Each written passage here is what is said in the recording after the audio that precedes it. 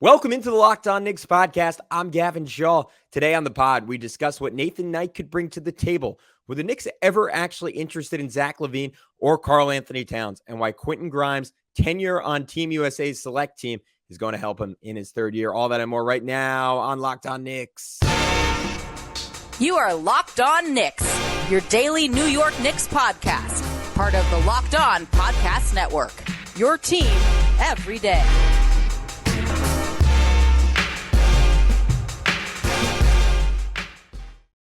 Our Locked On Knicks, and today's episode is brought to you by PrizePicks. First-time users can receive a 100% instant deposit match up to $100 with promo code Locked On. That's PrizePicks.com, and the promo code is Locked On. And I'm Gavin Schall, your favorite play-by-play broadcaster's favorite play-by-play broadcaster. I want to thank you for making Locked On Knicks your first listen today and every day, because we're now available on all platforms. That includes wherever you get your daily podcast on the audio side and, of course, on YouTube. So remember, subscribe and hit that notifications bell so you can join the Locked On Knicks cult and be an everydayer. Let's get into it with Nathan Knight. He agrees to a two-way contract, joining Jalen Martin and Trevor Keels in that respect.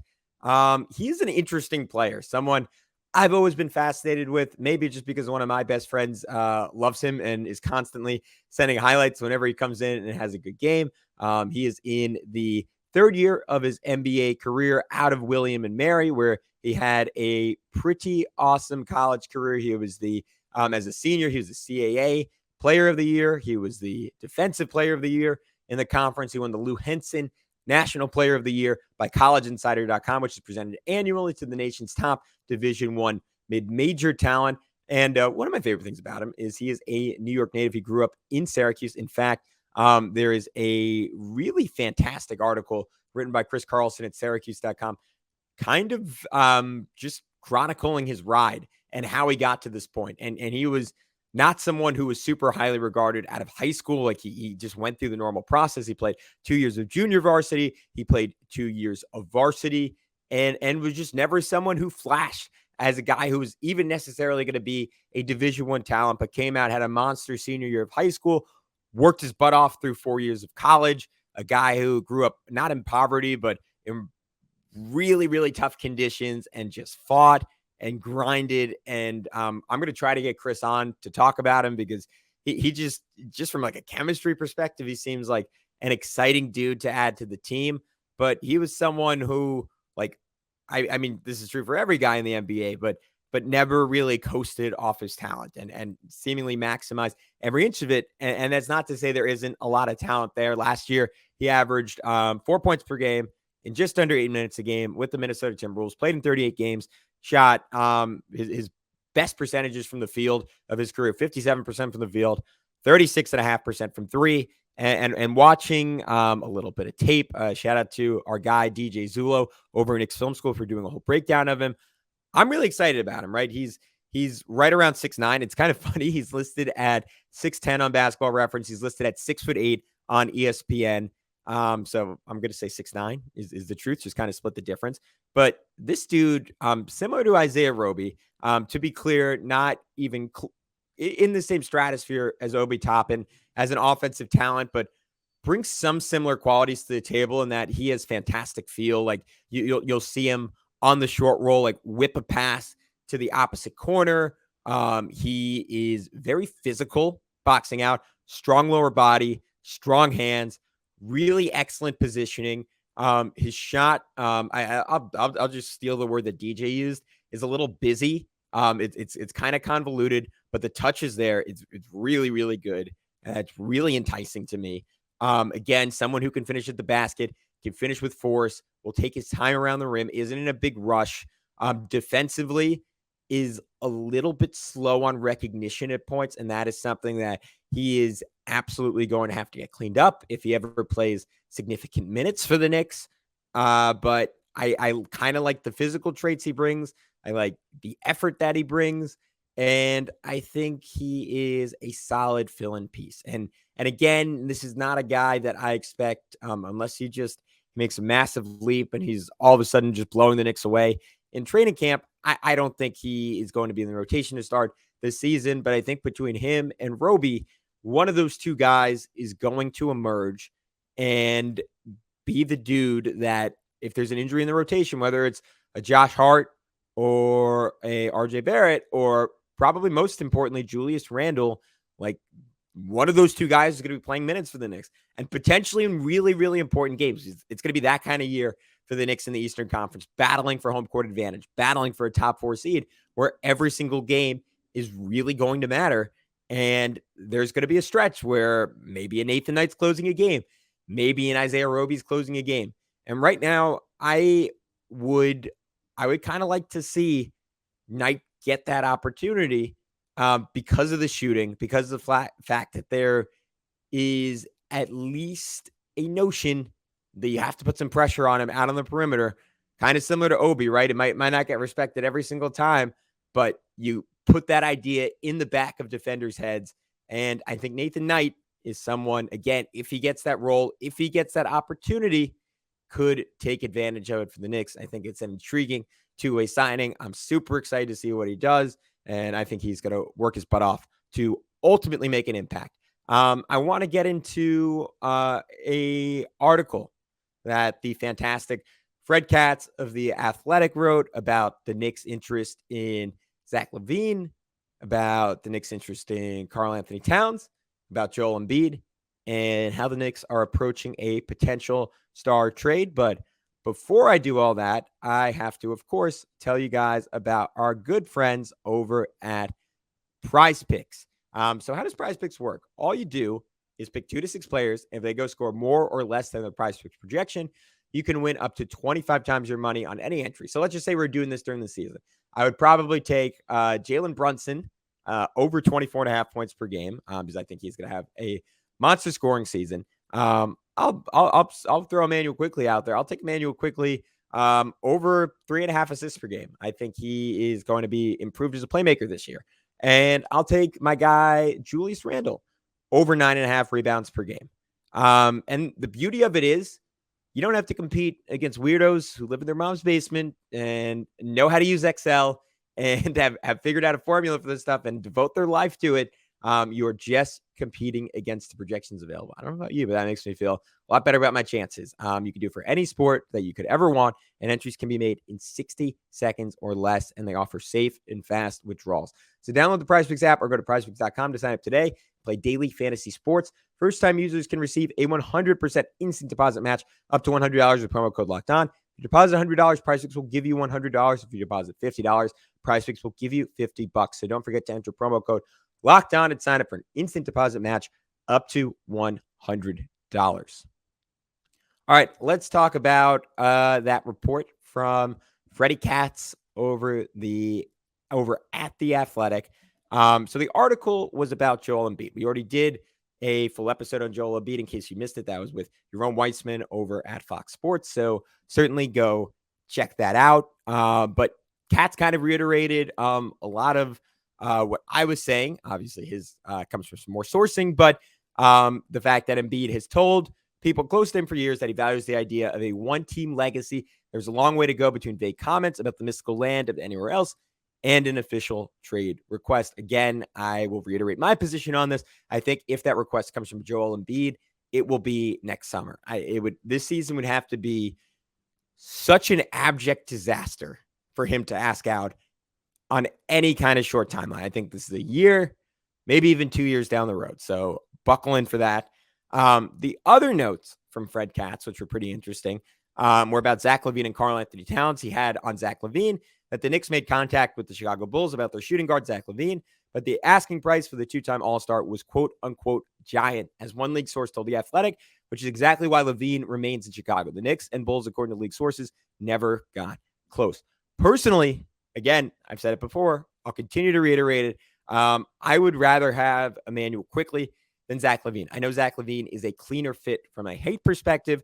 I know he is a far more proven scorer than Emmanuel Quickley. And he, again, in a very limited sample size of 4 games, I believe that he can get it done in the playoffs and score efficiently and at volume in the playoffs. I think the same thing about Emmanuel Quickley too, but Emmanuel Quickley hasn't shown it yet. But Quickley is younger He is an infinitely better defender. He is less of a ball stopper than Lavine is. And I don't really see the point in giving up massive assets for Zach Lavine. And apparently the Knicks view it the same way, and they ultimately agree. The Timberwolves similarly have set sky-high prices on Karl Anthony Towns. And according to another league sources, again, quoting Fred Katz of The Athletic, in spite of what the constant speculation may tell you, the Knicks have not expressed any interest in trading for Towns.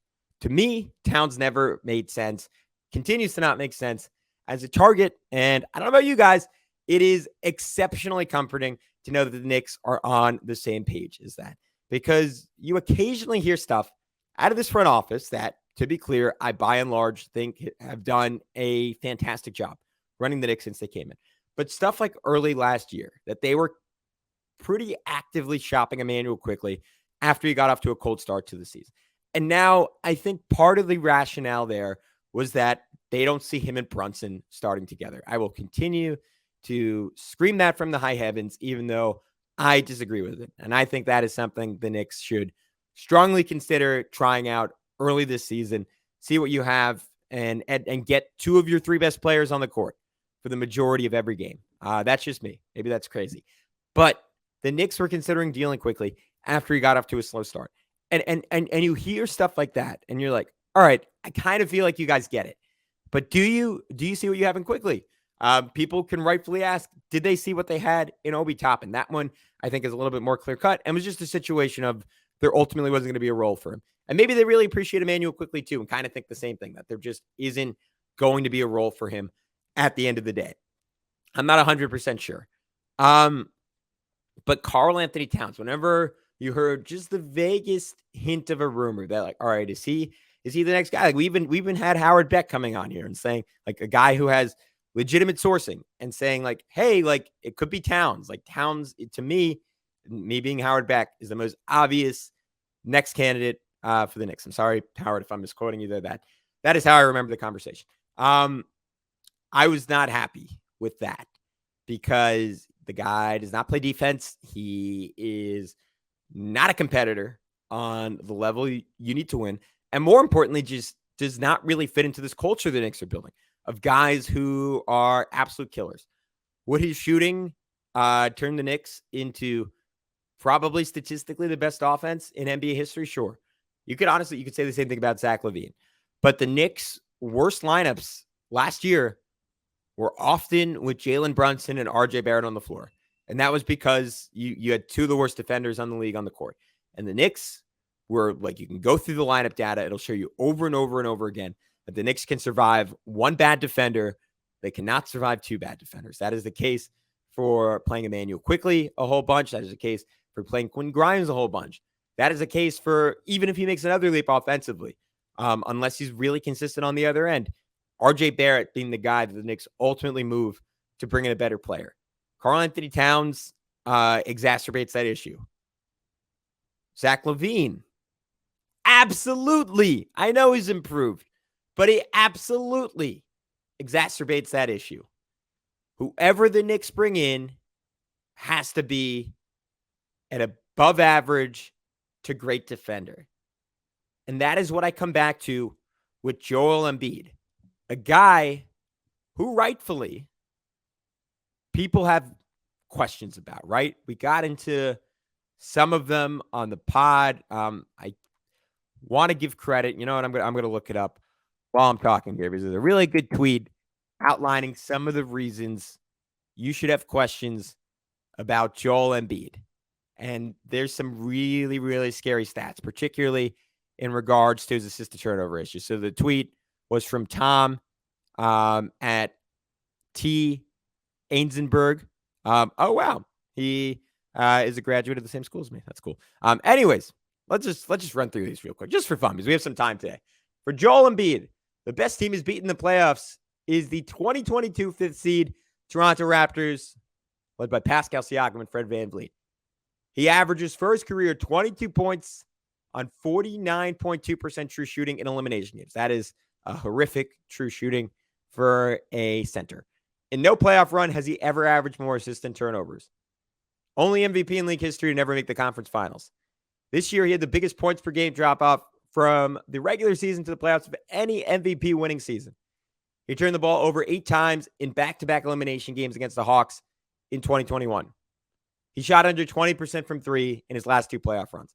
He had a worse effective field goal percentage than Russell Westbrook, who is known for his inefficiency during the 2023 playoffs. There's a bunch more. I'll do like 1 or 2 more. All of his offensive numbers, points per game, rebounds per game, assists per game, turnovers, field goal percentage, three-point percentage, free throw percentage are worse in the playoffs than in the regular season outside of free throw percentage. He has won 1 playoff series in his career when he's played in all 4 wins. That was 2022 versus Toronto. He's 0-3 in Game 7s and has posted a 49% true shooting and 5.3 turnovers per game in those games. He's once got swept in a series despite averaging 15 free throws per game. That was against the Celtics. I'll throw one more. Worst of all, he's 9 for 38 in the clutch in his playoff career with a horrific true shooting of 35.7%. So very real questions about Joel Embiid.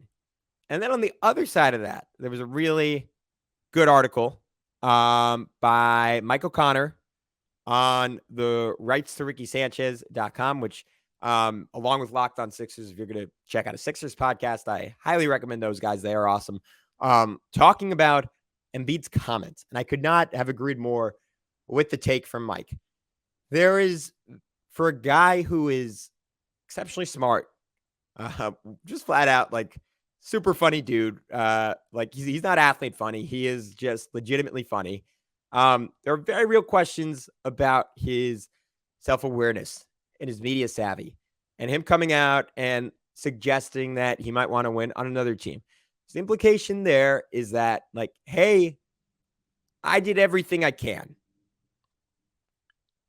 and we still lost. That's not what happened. He didn't touch the ball down the stretch of Game 6. I don't know if that's on him. I don't know if that's on his guards. I think it's a bit of both. And then was terrible in Game 7. And he might have been hurt. But he gets hurt every single year. And there's just no recognition there saying, like, hey, like, even if it's bad luck, like, I had a supporting cast that was maybe not good enough to win a championship. I don't think there was any world where they were beating the Nuggets, but it was certainly good enough to make the NBA Finals. Like, if I'm the MVP, we should be in the finals. And that's not what happened. And there's no acknowledgement of that. And when we talk about why we don't want Towns, you got to bring that up with Embiid, because some of, like, at least from a personality perspective, some of the stuff you don't like about Karl Anthony Towns is very much true for Joel Embiid. The difference is that Joel Embiid is an elite defender. And he was not down the stretch against the Celtics. Let me be clear about that. But when healthy, he has largely been an absolutely dominant force defensively in the playoffs. And that's why, despite everything I said, the Sixers have been dramatically better when he's on the court in the playoffs than when he isn't on the court in the playoffs. And I think if you're the Knicks, despite the inefficiency, despite the turnovers, you can talk yourself into giving up a whole lot for that guy to play next to Jalen Brunson. Give up everything? I know Yaron Weitzman made that case. I know, I think that's Jonathan Macri's take. I don't know. Maybe we'll have him on at some point and debate it.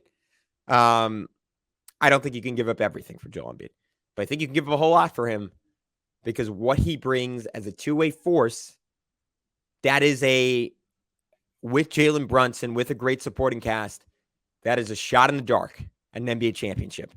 And it's more than the Knicks have right now.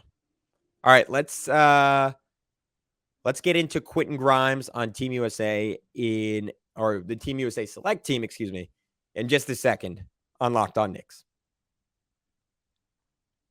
All right, guys, Quentin Grimes. The report came down that he is going to be on the Team USA Select squad. I am super duper excited about this. There is a real history of guys, most notably playing for Team USA itself, but also playing on the Select team and coming back and having monster seasons after. And I think we saw a good example of the same phenomena when he got to play in the Rising Stars Challenge, unless they renamed it. Apologies if they did. this All-Star break. And he was fantastic. He was the MVP. Or, sorry, if he wasn't the MVP, he should have been the MVP. But then he came back and was a monster the second half of the year. We've done the stat breakdown before, but 14 points, like 5 rebounds, a couple of assists, over 50% from the field, 42% from 3, taking like 9 per 36 minutes. Great free throw shooting, close to 90%. And I think we're going to see a similar effect this time around, where he's going to come out there, he's going to be locking guys up, he's going to be bombing threes over Mikal Bridges, over Brandon Ingram, heck, maybe even a few over Josh Hart, a little Knicks on Knicks violence. And he's going to realize that he can be an elite role player in the NBA, like elite, starting this year. And he's going to be someone who's going to get talked about. And he's going to be someone who can put himself in line to make $20 million a year, to get on a 5-year, $100 million type of contract. Like he is that type of player. Make no mistake about it. That is who Quentin Grimes is. There are doubters. There are haters. Maybe not a lot of you who listen to this podcast, but they're out there. Trust me. I have people texting me saying, hey, your boy Grimes didn't look too good tonight. Shot 3 for 14. Let's see what he does this year. I think he's going to have a fantastic season. I think he may be the guy who is most responsible for elevating the Knicks ceiling from what it was a year ago. And I think being on the USA Select team is going to get him off to the right start to doing just that. All right, guys, that is it for this edition of Locked On Knicks. Not 100% sure what I'm going to do for tomorrow's pod, but I'm thinking of doing an episode ranking Jalen Brunson against the other best point guards in the NBA, and maybe even the other best players in the NBA. And then we're going to have some really fun interviews the rest of the week, talking about our guys, Jalen and Josh and Dante, and their time on Villanova. But until then, we'll talk to you soon on Locked On Knicks.